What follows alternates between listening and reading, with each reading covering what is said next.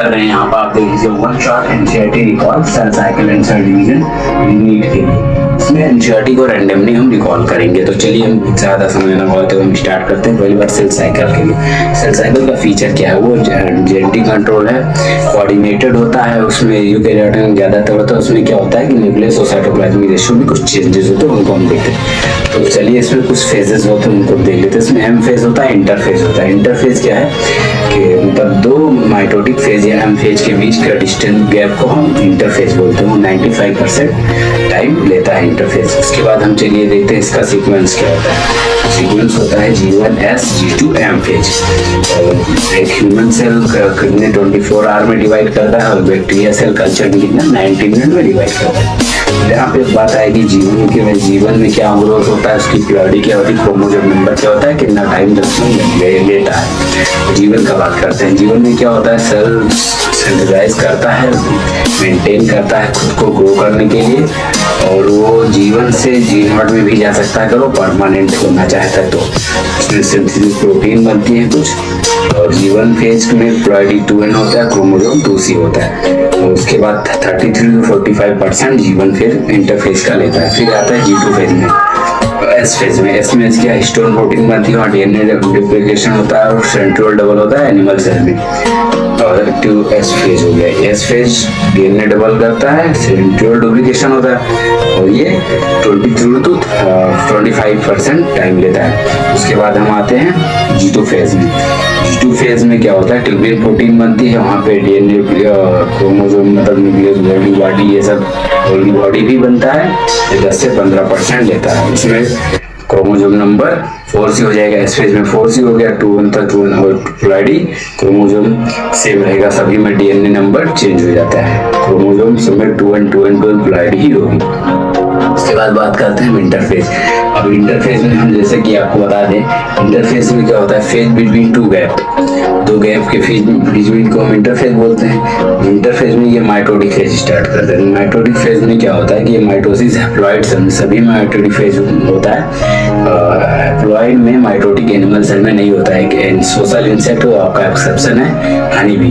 तो वहाँ पे क्या होता है माइटोटिक फेज, वहाँ पे हनी बी में वो मेल वाला ड्रोन है और एक्सेप्शन है। हैप्लॉइड में एनिमल सेल में माइटोटिक नहीं होता। माइटोटिक में हम आगे बात करते हैं फेजेस की। तो इसमें 4 फेज होते हैं, prophase, metaphase, anaphase, telophase. Prophase में क्या होता है कि मतलब initiation of chromosome condensation start हो जाता है। और क्रोमोसोम कंडेंसेशन स्टार्ट हो जाता है, गोल्गी बॉडी न्यूक्लियस ये सब रिपेयर हो जाते हैं और गोल्गी बॉडी न्यूक्लियस ये सब रिपेयर हो गए। उसके बाद इसमें क्या होता है कि मतलब न्यूक्लियर मेम्ब्रेन लास्ट में प्रोफेज के एंड में डिसअपीयर हो जाता है। उसके बाद आते हैं प्रोफेज हो गया मेटाफेज। मेटाफेज में क्या होता है, इक्वेटर, तो मेटाफेज क्रोमोसोम इक्वेटर पे आ जाते हैं। कैसे है तो उसमें जो सेंट्रोमियर होता है उसमें काइनेटोकोर प्रोटीन होता है, उससे स्पिंडल फाइबर अटैच होते हैं मेटाफेज प्लेट, और वहाँ पे क्रोमोसोम फुल्ली कंडेंस भी हो जाता है। उसको मॉर्फोलॉजी स्टडी करने के लिए मेटाफेज बेस्ट है। मॉर्फोलॉजी स्टडी करने के लिए मेटाफेज बेस्ट है।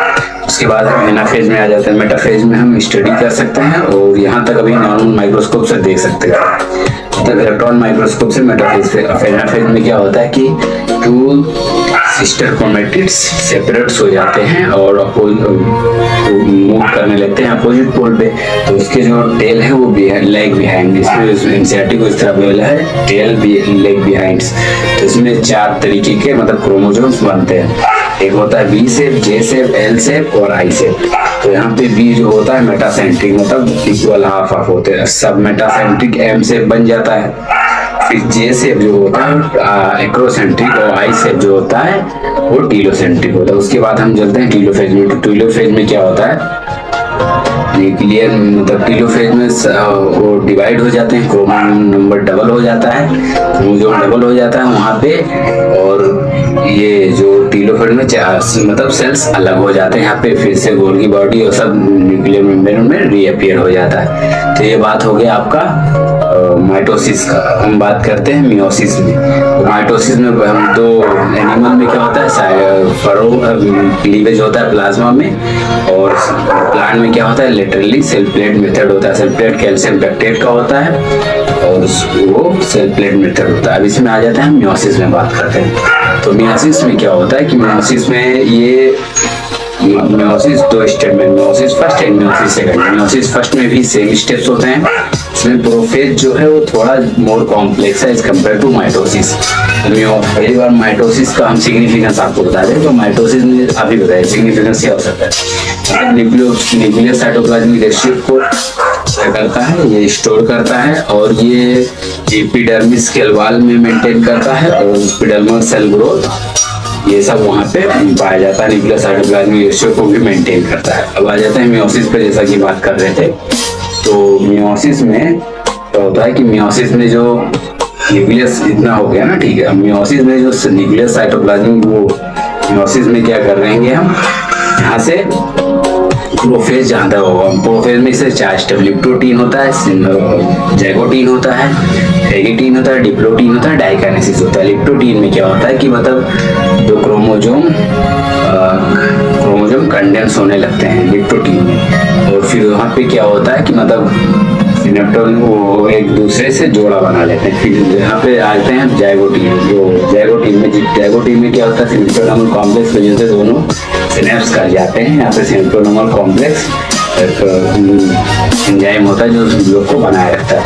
फिर ये हो गया सिनेप्टोनोमल मतलब जाइगोटीन में, और एक यहाँ पे टेट्राड बाइवेलेंट के बराबर है। तो यहाँ पे दो ह्यूमन में कितने 23 टेट्राड होते हैं, एक बाइवेलेंट बराबर एक टेट्राड, 2 बाइवेलेंट बराबर एक टेट्राड होता है। तो ह्यूमन में 23 टेट्राड होते हैं। तो उसके बाद हम बात करते हैं यहाँ पर, ये हो गया, और थोड़ा गर्मी लग रहा है, फैन चला दे यार।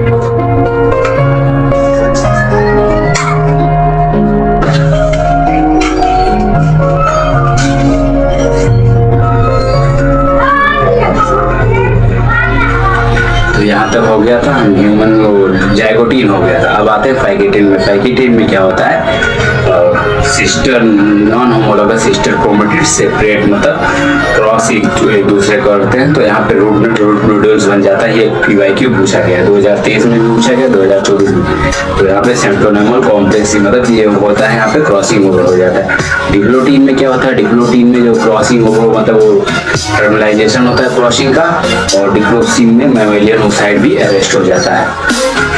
ये हो गया डिप्लोटीन में। और डिप्लोटीन में क्या होता है, जो सिनेप्टोनोमल कॉम्प्लेक्स से दूर होना चाहते हैं तो वहाँ पे क्या बनता है, एक्स लाइक स्ट्रक्चर, जिसको चेज़मेटा बोलते हैं। तो चेज़मेटा टर्मिनालाइजेशन किसमें होगा, डाइकाइनेसिस में होगा। डाइकाइनेसिस में चेज़मेटा टर्मिनालाइजेशन होगा, और वहाँ पे क्रोमोसोम फुल्ली कंडेंस हो चुका होगा। ये हो गया प्रोफेज फर्स्ट की बात कर रहे थे। ये हो गया प्रोफेज फर्स्ट में। मेटाफेज फर्स्ट में क्या होता है कि यहाँ पे 2